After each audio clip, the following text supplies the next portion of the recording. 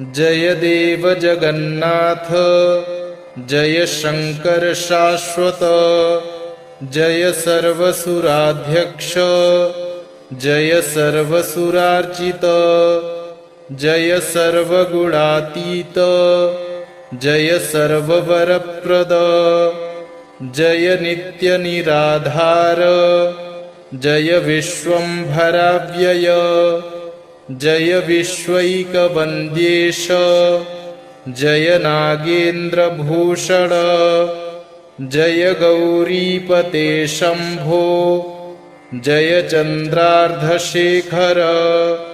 जय कोट्यर्कसङ्काश, जयानन्तगुणाश्रय, जय भद्रविरूपाक्ष, जयाचिन्त्यनिरञ्जन, जय नाथ कृपासिन्धो, जय भक्तार्तिभञ्जन, जय दुस्तर संसार सागरोत्तारण प्रभो, प्रसीद मे महादेव, संसारार्तस्य खिद्यतः, सर्वपापक्षयं कृत्वा रक्ष मां परमेश्वर,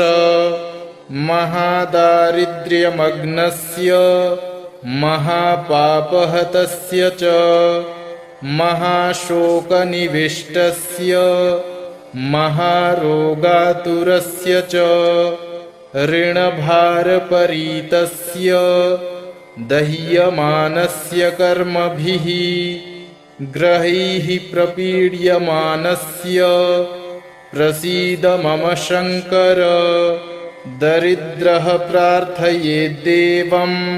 प्रदोषे गिरिजापतिम्, अर्थाढ्यो वाथ राजा वा प्रार्थयेद्देवमीश्वरम्, दीर्घमायुः सदारोग्यं कोशवृद्धिर्बलोन्नतिः, ममास्तु नित्यमानन्दः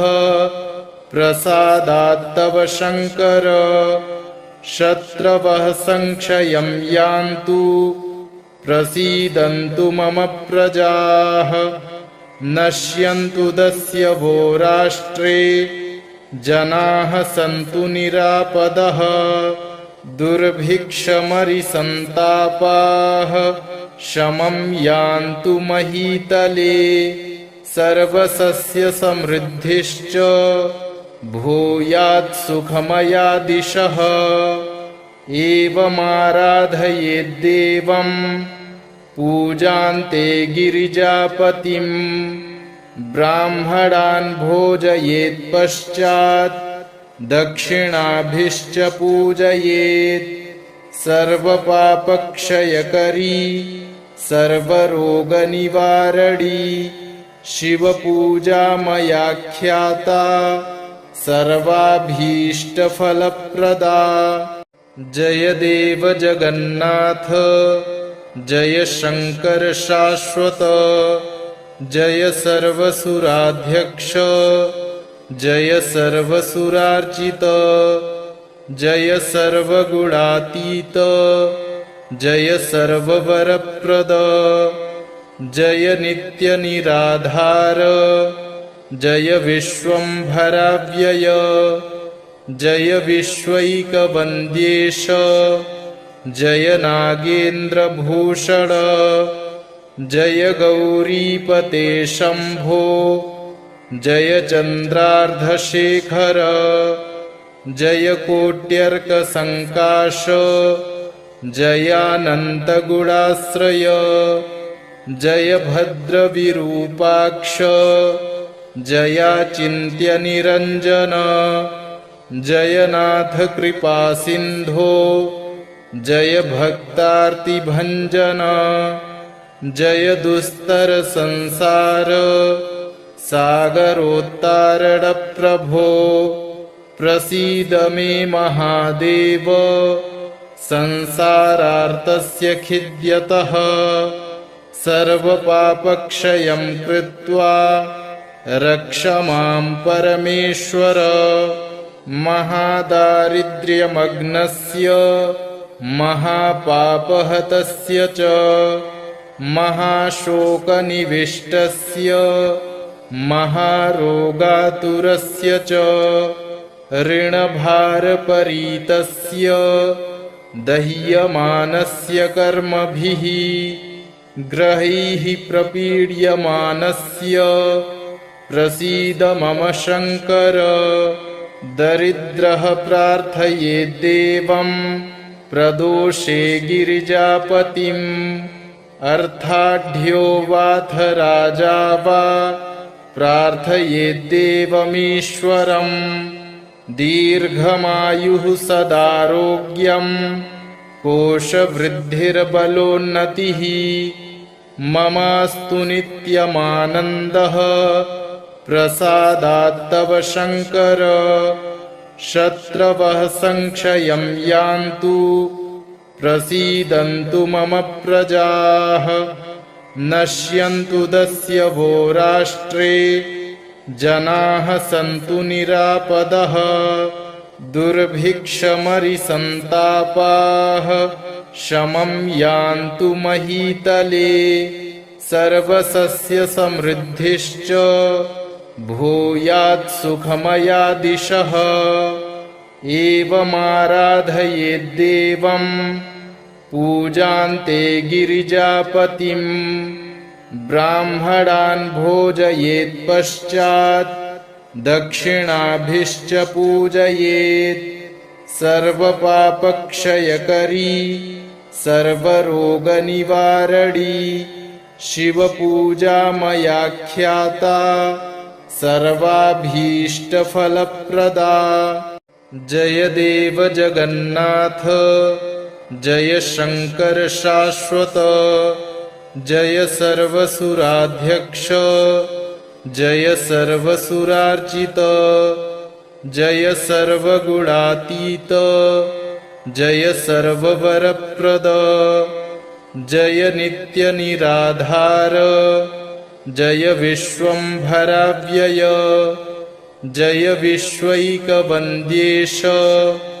जय नागेन्द्रभूषण जय गौरीपते शम्भो जय चन्द्रार्धशेखर जय कोट्यर्कसङ्काश जयानन्तगुणाश्रय जय भद्रविरूपाक्ष जयाचिन्त्यनिरञ्जन जय नाथ कृपासिन्धो जय भक्तार्तिभञ्जन जय दुस्तरसंसार सागरोत्तारणप्रभो प्रसीद मे महादेव संसारार्तस्य खिद्यतः सर्वपापक्षयं कृत्वा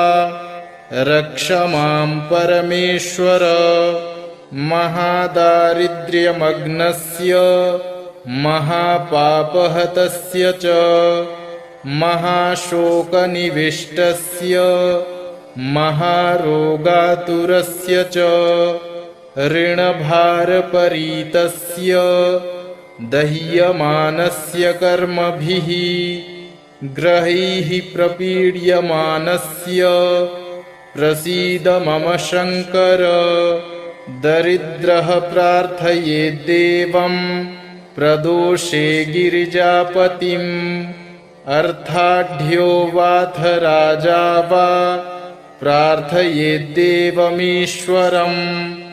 दीर्घमायुः सदारोग्यम् कोशवृद्धिर्बलोन्नतिः ममास्तु नित्यमानन्दः प्रसादात्तव शङ्कर। शत्रवः संक्षयं यान्तु प्रसीदन्तु मम प्रजाः नश्यन्तु दस्यवो राष्ट्रे जनाः सन्तु निरापदः दुर्भिक्षमरिसन्तापाः शमं यान्तु महीतले सर्वसस्यसमृद्धिश्च भूयात् सुखमया दिशः। एवमाराधयेद्देवं पूजान्ते गिरिजापतिं ब्राह्मणान् भोजयेत् पश्चात् दक्षिणाभिश्च पूजयेत्। सर्वपापक्षयकरी सर्वरोगनिवारणी शिवपूजा मया ख्याता सर्वाभीष्टफलप्रदा। जय देव जगन्नाथ जय शंकर शाश्वत जय सर्वसुराध्यक्ष जय सर्वसुरार्चित जय सर्वगुणातीत जय सर्ववरप्रद जय नित्यनिराधार जय विश्वंभराव्यय जय विश्वैकवन्द्येश जय नागेन्द्रभूषण जय गौरीपते शंभो जय चन्द्रार्धशेखर जय कोट्यर्कसङ्काश जयानन्तगुणाश्रय जय भद्रविरूपाक्ष जयाचिन्त्यनिरञ्जन जय नाथ कृपासिन्धो जय भक्तार्तिभञ्जन जय दुस्तरसंसार सागरोत्तारण प्रभो प्रसीद मे महादेव संसारार्तस्य खिद्यतः सर्वपापक्षयं कृत्वा रक्ष मां परमेश्वर महादारिद्र्यमग्नस्य महापापहतस्य च महाशोकनिविष्टस्य महारोगातुरस्य च ऋणभारपरीतस्य दह्यमानस्य कर्मभिः ग्रहैः प्रपीड्यमानस्य प्रसीद मम शङ्कर दरिद्रः प्रार्थयेद्देवं प्रदोषे गिरिजापतिम् अर्थाढ्यो वाथ राजा वा प्रार्थयेद्देवमीश्वरम् दीर्घमायुः सदारोग्यं कोशवृद्धिर्बलोन्नतिः ममास्तु नित्यमानन्दः प्रसादात्तव शङ्कर शत्रवः संक्षयं यान्तु प्रसीदन्तु मम प्रजाः नश्यन्तु दस्यवो राष्ट्रे जनाः सन्तु निरापदः दुर्भिक्षमरिसन्तापाः शमं यान्तु महीतले सर्वसस्यसमृद्धिश्च भूयात् सुखमया दिशः एवमाराधयेद्देवं पूजान्ते गिरिजापतिं ब्राह्मणान् भोजयेत् पश्चात् दक्षिणाभिश्च पूजयेत् सर्वपापक्षयकरी सर्वरोगनिवारणी शिवपूजा मया ख्याता सर्वाभीष्टफलप्रदा। जय देव जगन्नाथ जय शंकर शाश्वत जय सर्वसुराध्यक्ष जय सर्वसुरार्चित जय सर्वगुणातीत जय सर्ववरप्रद जय नित्यनिराधार जय विश्वंभराव्यय जय विश्वैकवन्द्येश जय नागेन्द्रभूषण जय गौरीपते शंभो जय चन्द्रार्धशेखर जय कोट्यर्कसङ्काश जयानन्तगुणाश्रय जय भद्रविरूपाक्ष जयाचिन्त्यनिरञ्जन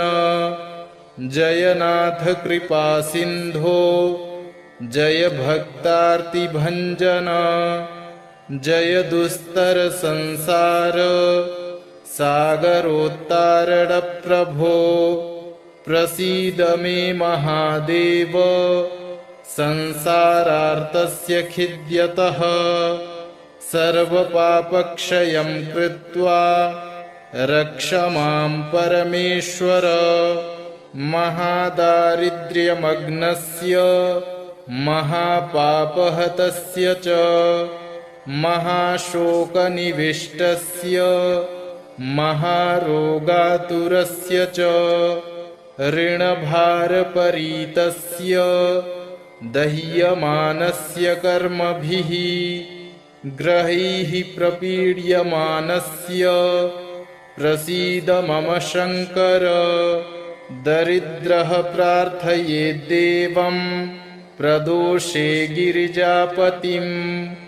अर्थाढ्यो वाथ राजा वा प्रार्थयेद्देवमीश्वरम् दीर्घमायुः सदारोग्यं कोशवृद्धिर्बलोन्नतिः ममास्तु नित्यमानन्दः प्रसादात्तव शङ्कर शत्रवः संक्षयं यान्तु प्रसीदन्तु मम प्रजाः नश्यन्तु दस्यवो राष्ट्रे जनाः सन्तु निरापदः दुर्भिक्षमरिसन्तापाः शमं यान्तु महीतले सर्वसस्यसमृद्धिश्च भूयात् सुखमया दिशः एवमाराधयेद्देवं पूजान्ते गिरिजापतिम् ब्राह्मणान् भोजयेत्पश्चात् दक्षिणाभिश्च पूजयेत् सर्वपापक्षयकरी सर्वरोगनिवारणी शिवपूजा मया ख्याता सर्वाभीष्टफलप्रदा जय देव जगन्नाथ जय शङ्कर शाश्वत जय सर्वसुराध्यक्ष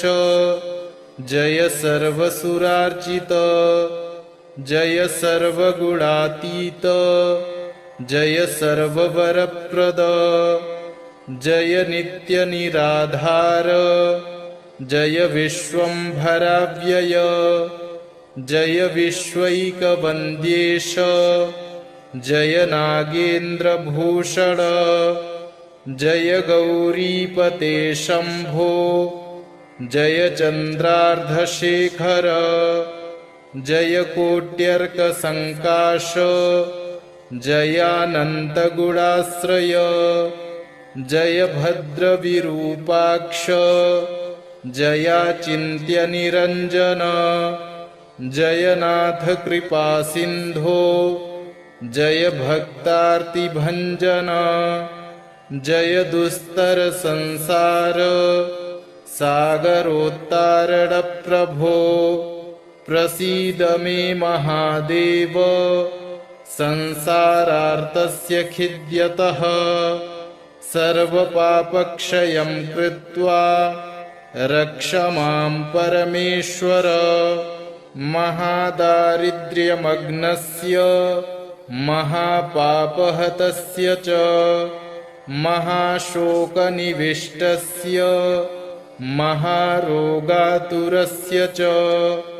ऋणभारपरीतस्य दह्यमानस्य कर्मभिः ग्रहैः प्रपीड्यमानस्य प्रसीद मम शङ्कर दरिद्रः प्रार्थयेद्देवं प्रदोषे गिरिजापतिम् अर्थाढ्यो वाथ राजा वा प्रार्थयेद्देवमीश्वरम् दीर्घमायुः सदारोग्यं कोशवृद्धिर्बलोन्नतिः ममास्तु नित्यमानन्दः प्रसादात्तव शङ्कर शत्रवः संक्षयं यान्तु प्रसीदन्तु मम प्रजाः नश्यन्तु दस्यवो राष्ट्रे जनाः सन्तु निरापदः दुर्भिक्षमरिसन्तापाः शमं यान्तु महीतले सर्वसस्यसमृद्धिश्च भूयात् सुखमया दिशः एवमाराधयेद्देवं पूजान्ते गिरिजापतिं ब्राह्मणान् भोजयेत् पश्चात् दक्षिणाभिश्च पूजयेत् सर्वपापक्षयकरी सर्वरोगनिवारणी शिवपूजा मया ख्याता सर्वाभीष्टफलप्रदा। जय देव जगन्नाथ जय शंकर शाश्वत जय सर्वसुराध्यक्ष जय सर्वसुरार्चित जय सर्वगुणातीत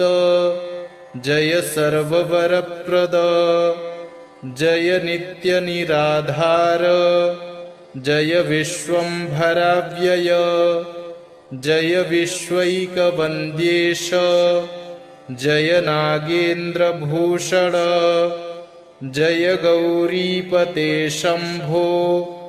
जय चन्द्रार्धशेखर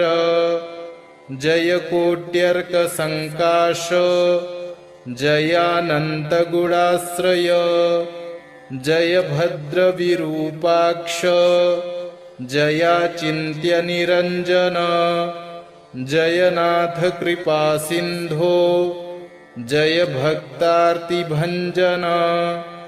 जय दुस्तरसंसार सागरोत्तारणप्रभो प्रसीद मे महादेव संसारार्तस्य खिद्यतः सर्वपापक्षयं कृत्वा रक्ष मां परमेश्वर महादारिद्र्यमग्नस्य महापापहतस्य च महाशोकनिविष्टस्य महारोगातुरस्य च ऋणभारपरीतस्य दह्यमानस्य कर्मभिः ग्रहैः प्रपीड्यमानस्य प्रसीद मम शङ्कर दरिद्रः प्रार्थयेद्देवं प्रदोषे गिरिजापतिम् अर्थाढ्यो वाथ राजा वा प्रार्थयेद्देवमीश्वरम् दीर्घमायुः सदारोग्यं कोशवृद्धिर्बलोन्नतिः ममास्तु नित्यमानन्दः प्रसादात्तव शङ्कर शत्रवः संक्षयं यान्तु प्रसीदन्तु मम प्रजाः नश्यन्तु दस्यवो राष्ट्रे जनाः सन्तु निरापदः दुर्भिक्षमरिसन्तापाः शमं यान्तु महीतले सर्वसस्यसमृद्धिश्च भूयात् सुखमया दिशः एवमाराधयेद्देवं पूजान्ते गिरिजापतिं ब्राह्मणान् भोजयेत् पश्चात् दक्षिणाभिश्च पूजयेत् सर्वपापक्षयकरी सर्वरोगनिवारणी शिवपूजा मया ख्याता सर्वाभीष्टफलप्रदा। जय देव जगन्नाथ जय शंकर शाश्वत जय सर्वसुराध्यक्ष जय सर्वसुरार्चित जय सर्वगुणातीत जय सर्ववरप्रद जय नित्यनिराधार जय विश्वंभराव्यय जय विश्वैकवन्द्येश जय नागेन्द्रभूषण जय गौरीपते शंभो जय चन्द्रार्धशेखर जय कोट्यर्कसङ्काश जयानन्तगुणाश्रय जय भद्रविरूपाक्ष जयाचिन्त्यनिरञ्जन जय नाथ कृपासिन्धो जय भक्तार्तिभञ्जन जय दुस्तरसंसार सागरोत्तारणप्रभो प्रसीद मे महादेव संसारार्तस्य खिद्यतः सर्वपापक्षयं कृत्वा रक्ष मां परमेश्वर महादारिद्र्यमग्नस्य महापापहतस्य च महाशोकनिविष्टस्य महारोगातुरस्य च ऋणभारपरीतस्य दह्यमानस्य कर्मभिः ग्रहैः प्रपीड्यमानस्य प्रसीद मम शङ्कर दरिद्रः प्रार्थयेद्देवं प्रदोषे गिरिजापतिम् अर्थाढ्यो वाथ राजा वा प्रार्थयेद्देवमीश्वरम् दीर्घमायुः सदारोग्यं कोशवृद्धिर्बलोन्नतिः ममास्तु नित्यमानन्दः प्रसादात्तव शङ्कर शत्रवः संक्षयं यान्तु प्रसीदन्तु मम प्रजाः नश्यन्तु दस्यवो राष्ट्रे जनाः सन्तु निरापदः दुर्भिक्षमरिसन्तापाः शमं यान्तु महीतले सर्वसस्यसमृद्धिश्च भूयात् सुखमया दिशः एवमाराधयेद्देवं पूजान्ते गिरिजापतिम् ब्राह्मणान् भोजयेत्पश्चात् दक्षिणाभिश्च पूजयेत् सर्वपापक्षयकरी सर्वरोगनिवारणी शिवपूजा मया ख्याता सर्वाभीष्टफलप्रदा जय देव जगन्नाथ जय शङ्कर शाश्वत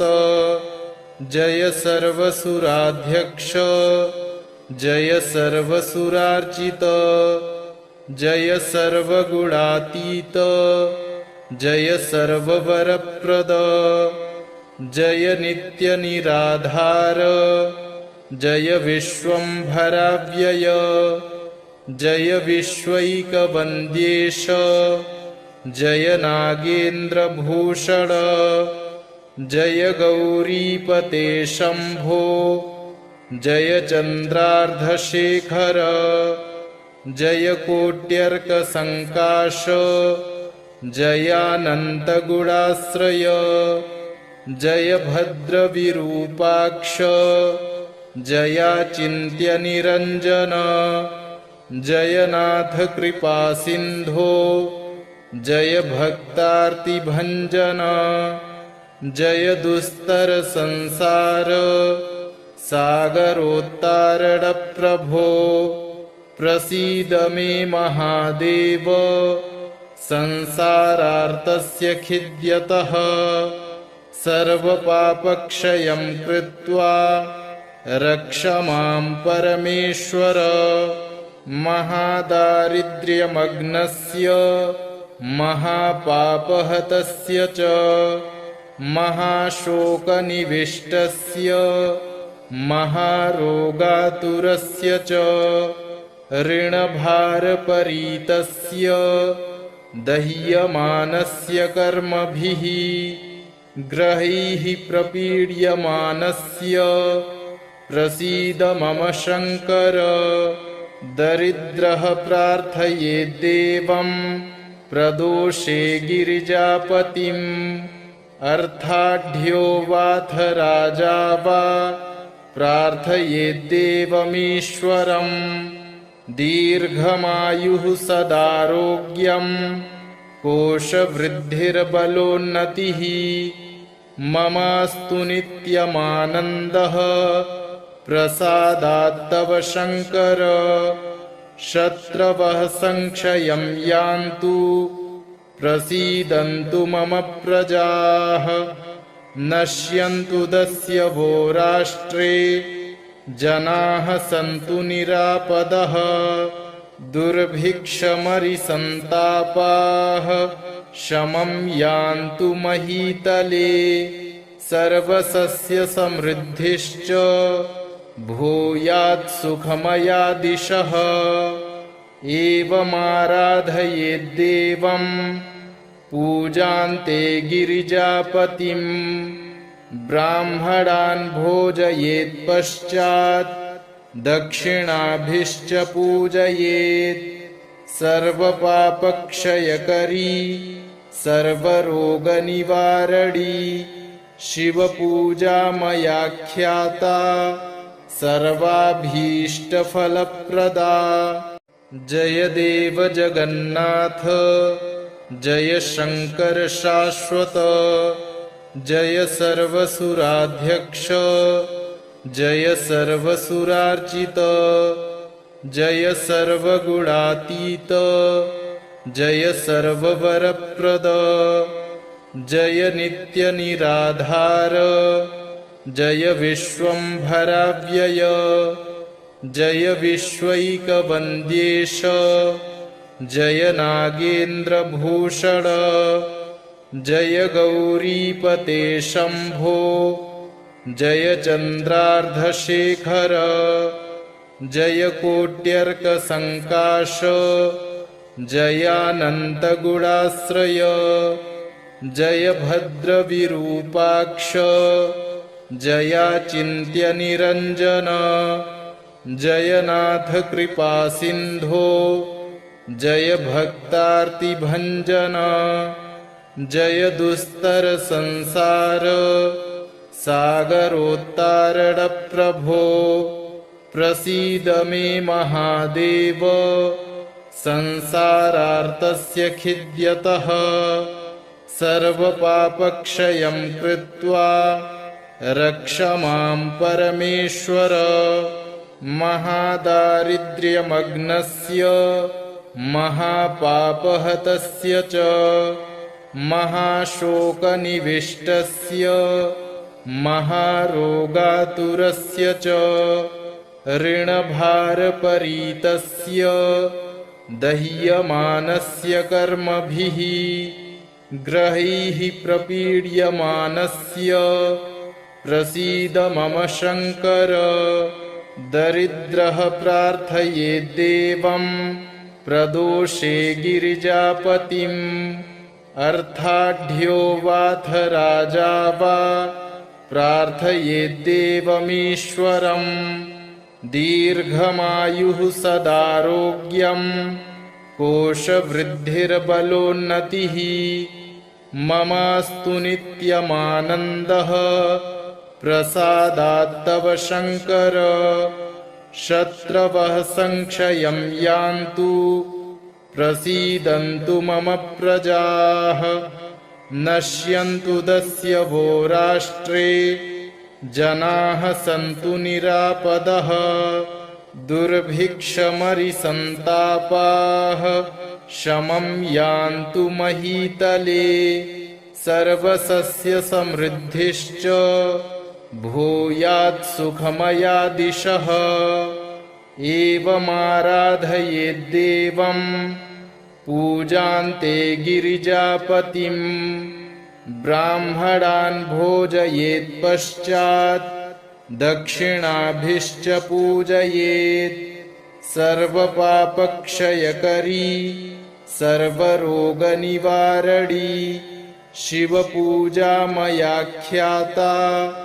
सर्वाभीष्टफलप्रदा जय देव जगन्नाथ जय शंकर शाश्वत जय सर्वसुराध्यक्ष जय सर्वसुरार्चित, जय सर्वगुणातीत, जय सर्ववरप्रद, जय नित्यनिराधार, जय विश्वम्भराव्यय, जय विश्वैकवन्द्येश, जय नागेन्द्रभूषण, जय गौरीपते शम्भो, जय चन्द्रार्धशेखर, जय कोट्यर्कसङ्काश, जयानन्तगुणाश्रय, जय भद्रविरूपाक्ष, जयाचिन्त्यनिरञ्जन, जय नाथ कृपासिन्धो, जय भक्तार्तिभञ्जन, जय दुस्तरसंसार सागरोत्तारणप्रभो, प्रसीद मे महादेव, संसारार्तस्य खिद्यतः, सर्वपापक्षयं कृत्वा रक्ष मां परमेश्वर, महादारिद्र्यमग्नस्य महापापहतस्य च, महाशोकनिविष्टस्य महारोगातुरस्य च, ऋणभारपरीतस्य दह्यमानस्य कर्मभिः, ग्रहैः प्रपीड्यमानस्य प्रसीद मम शङ्कर, दरिद्रः प्रार्थयेद्देवं प्रदोषे गिरिजापतिम्, अर्थाढ्यो वाथ राजा वा प्रार्थयेद्देवमीश्वरम्, दीर्घमायुः सदारोग्यं कोशवृद्धिर्बलोन्नतिः, ममास्तु नित्यमानन्दः प्रसादात्तव शङ्कर, शत्रवः संक्षयं यान्तु प्रसीदन्तु मम प्रजाः, नश्यन्तु दस्यवो राष्ट्रे जनाः सन्तु निरापदः, दुर्भिक्षमरिसन्तापाः शमं यान्तु महीतले, सर्वसस्यसमृद्धिश्च भूयात् सुखमया दिशः, एवमाराधयेद्देवं पूजान्ते गिरिजापतिम्, ब्राह्मणान् भोजयेत्पश्चात् दक्षिणाभिश्च पूजयेत्, सर्वपापक्षयकरी सर्वरोगनिवारणी शिवपूजा मया ख्याता सर्वाभीष्टफलप्रदा।